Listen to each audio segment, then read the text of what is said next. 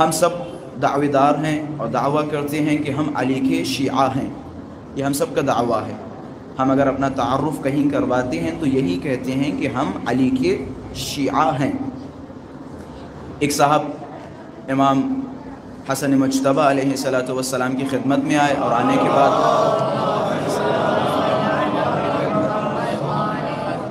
مولا کی خدمت میں آئے اور آنے کے بعد فرمایا مولا میں آپ کا شیعہ ہوں، اپنا تعارف کرا رہے ہیں کہ مولا میں آپ کا شیعہ ہوں۔ مولا نے فرمایا عجیب، تم میرے شیعہ ہو کہ نعم۔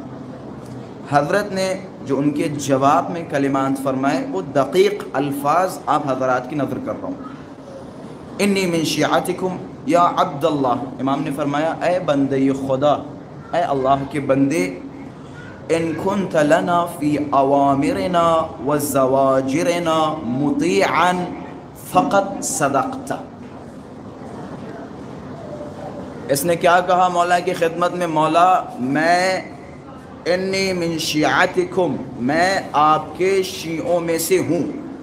حضرت نے جواب میں فرمایا اگر تم ان چیزوں کو انجام دو جن چیزوں کا ہم نے حکم دیا اور ان چیزوں سے رک جاؤ جن چیزوں سے ہم نے تمہیں روکا، بس تم اپنے دعوے میں سچے ہو۔ یعنی جو تم نے دعویٰ کیا کہ میں آپ کا شیعہ ہوں، حضرت نے کیا فرمایا؟ اگر تم ان کاموں کو انجام دو جن کا ہم نے تمہیں حکم دیا اور ان چیزوں سے رک جاؤ، انجام نہ دو جن سے ہم نے تمہیں منع کیا۔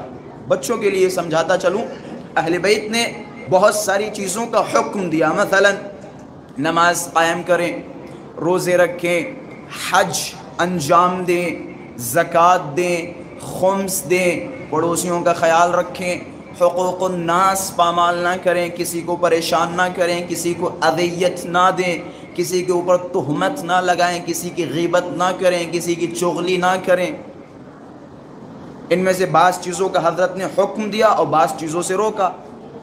وہ چیزیں کہ جن کے بارے میں حضرت نے فرمایا تم انجام دو، نماز و روزہ، حج و زکوٰۃ، یہ تمام چیزیں حضرت نے فرمایا یہ انجام دو، اور وہ چیزیں کہ جن سے حضرت نے روکا وہ گناہ ہیں کہ جن سے حضرات معصومین نے ہمیں اور آپ کو روکا ہے۔ تو حضرت نے کیا فرمایا؟ اگر تم ان تمام چیزوں پر عمل کرو تو فقط صدقت، تم نے جو کہا کہ میں تمہارا شیعہ ہوں، گویا تم نے جو دعویٰ کیا تم اپنے دعوے میں سچے ہو۔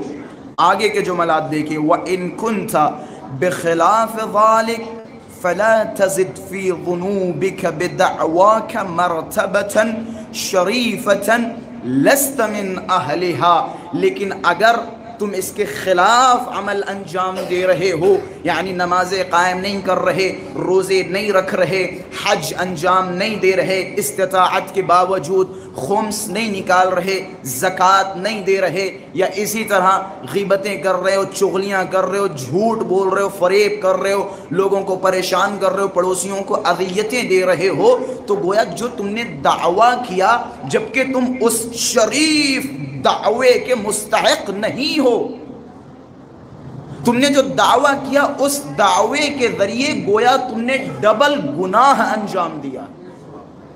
ایک یہ کہ تم گنہگار ہو، دوسرا یہ کہ تم نے ایک ایسا دعویٰ کیا کہ جس کے اہل نہیں ہو۔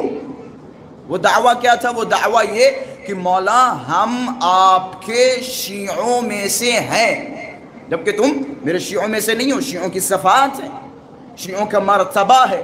پھر حضرت نے آگے جملہ فرمایا، یقیناً یہ جملہ سننے کے لیے آپ بھی بے چین ہیں، آپ بھی پریشان ہیں، یہ ہو کیا رہا ہے؟ پوری زندگی امام حسین کی خدمت انجام دی، پوری زندگی فرش عزا پہ بیٹھ کے حسین حسین کیا، پوری زندگی عشق علی اپنے سینوں میں لے کے پھرتے رہے، اب وقت ایسا آ گیا کہ مولا کہہ رہے ہیں تم تو ہمارے شیعہ ہی نہیں ہو۔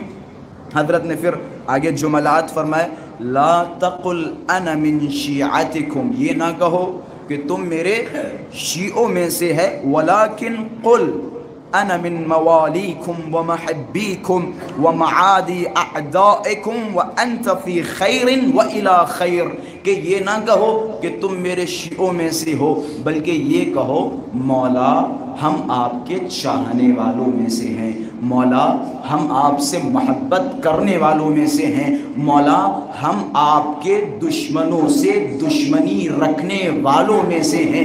اگر تم نے یہ کہا تو گویا تم اپنی جگہ پہ ٹھیک ہو اور انشاءاللہ ٹھیک رہو گے۔